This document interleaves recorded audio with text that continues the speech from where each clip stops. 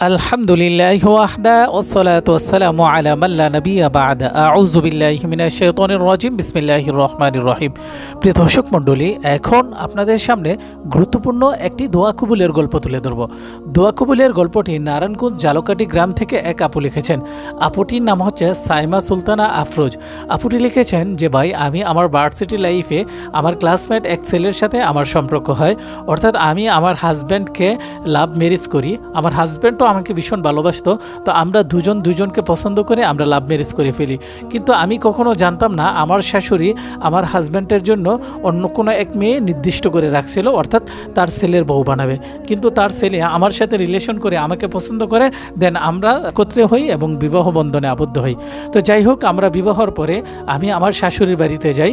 যাওয়ার পরে আমরা আলাদা থাকতাম, আমি আমার হাজব্যান্ডকে নিয়ে থাকতাম। কিন্তু শাশুড়ি কখনো আমার সামনে এসে আমাকে ডাকখোঁজ দিত না, আমার খোঁজখবর নিত না। আমার শ্বশুর বাড়িতে যাওয়ার পর স্বামীর সাথে যতদিন থাকছি, কোনোদিন শাশুড়ি আমার সামনে এসে আমার সাথে কথা বলতো না। সবার কাছে আমাকে ছোট করে রাখতো আর বলতো আমি নাকি বেগে আসছি, তার হাত ধরে আসছি ইত্যাদি অপমান আমাকে করতো। তো যাই হোক, আমি শাশুড়ির সাথে তেমন কোনো কথা বলতাম না, তবে আমি শাশুড়িকে যতটুকু সম্মান করতাম তাকে রেসপেক্ট করতাম।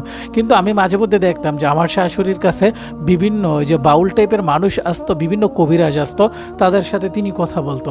এবং আমি একদিন শাশুড়ির ঘরে যাই, শাশুড়ি সেদিন বাড়িতে ছিল না, তখন তার ঘরে অনেক মোমবাতি তাবিজ দেখতে পাই এবং বিভিন্ন লাল কলম দিয়ে আরবি লেখা দেখতে পাই। তো আমি এগুলা খেয়াল করি নাই। কিন্তু 2-3 বছর হওয়ার পর হঠাৎ একদিন আমি অসুস্থ হয়ে পড়ি। অসুস্থ হওয়ার পরে আমি ডাক্তার দেখাই, অনেক বড় বড় ডাক্তার দেখাই, কিন্তু আমার কি রোগ, কোনো রোগ ধরা পড়ে না। কিন্তু আমি অসুস্থ হয়ে যাই, আমার মাথা ব্যথা করে, হাত পা ব্যথা করে, ঘুমাইতে ভালো লাগে না, শরীর জ্বালাপোড়া করে, টেনশন হয়, ঘুম ভেঙে যায়, খারাপ স্বপ্ন দেখি। আমি সবসময় খারাপ স্বপ্ন দেখতাম। আমি দেখতাম ঘুমাইলে মাটি ফেটে যাইতো, সাপ দেখতাম, ভূমিকম্প হইতেছে, এগুলা দেখতাম। তো আমি বুঝতে পারি নাই যে আমি জাদুগ্রস্ত। সর্বশেষ আমার আব্বাই অনেক ডাক্তার দেখায়, অনেক টাকা ব্যয় করে, কিন্তু কোথাও আমার ট্রিটমেন্ট মিলে নেই। সর্বশেষ আমি আমাদের মসজিদের হুজুরের সাথে একদিন কথা বলি। কথা বলার পর হুজুর আমাকে একজন রুকাইয়া আলেম, অর্থাৎ যারা রুকাইয়া করে কোরআনের, তাদের সন্ধান দেয়। আমি সেই আলেমের সাথে যোগাযোগ করি। তখন হুজুর আমার হাত দেখে, আমার নাম ঠিকানা লেখে, সমস্ত কিছু লিপিবদ্ধ করে সে বারে বসে দেখে। দেখার পরে বলে যে আমি জাদুগ্রস্ত। তখন হুজুর কোরআনের রুকাইয়া দ্বারা আমাকে ট্রিটমেন্ট করে এবং আমাকে জারফু করে একাধিকবার, কিছু আমল দেয়, কিছু খাবার দেয়। আমি নিয়মিত খাই, একটানা 90 দিন আমল করি। 90 দিন আমল করার পরে আমি বুঝতে পারি যে আমি সুস্থ। সর্বশেষ সুস্থ হওয়ার পরে হুজুর আমাকে বলে যে আপনি আপনার আপন শাশুড়ি কর্তৃক ব্ল্যাক ম্যাজিক অর্থাৎ কালো জাদুতে আক্রান্ত ছিলেন।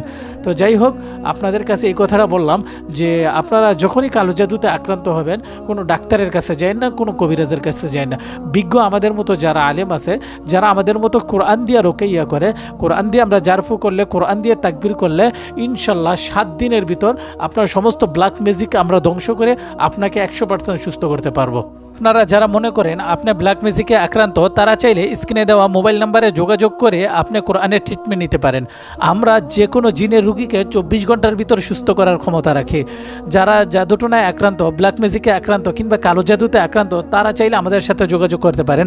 আমরা যে কোনো কালো জাদু 100% গ্যারান্টি দিয়ে ধ্বংস করতে পারি। যাদের বিয়ে হয় না, ছেলে মেয়ে হয় না, সংসারে শান্তি নাই, কামাই রুজিতে বরকত হয় না, স্বামী স্ত্রীর অমিল, স্ত্রী স্বামীকে দেখতে পারে না, স্বামী স্ত্রীকে দেখতে পারে না ইত্যাদি সমস্যা, যারা স্বপ্নে খারাপ দেখেন, দিন দিন সমস্যা, দিন দিন অসুস্থ হয়ে যান, তারা চাইলে আমাদের হোয়াটসঅ্যাপ নাম্বারে যোগাযোগ করে, স্ক্রিনে দেওয়া নাম্বারে যোগাযোগ করে কোরআনের ট্রিটমেন্ট, কোরআনের রুকাইয়া করাইতে পারেন। ইনশাল্লাহ আমরা যেই ট্রিটমেন্ট দেব এটাই সঠিক ট্রিটমেন্ট, আর এই ট্রিটমেন্টে আপনাকে 100% আমরা সুস্থ করতে পারবো। তাই যারা কোরআনের ট্রিটমেন্ট নিতে চান, এক্ষুনি স্ক্রিনে দেওয়া হোয়াটসঅ্যাপ অথবা ইমো নাম্বারে আমাদের সাথে যোগাযোগ করতে পারেন। ধন্যবাদ। আসসালামু আলাইকুম রহমতুল্লাহ।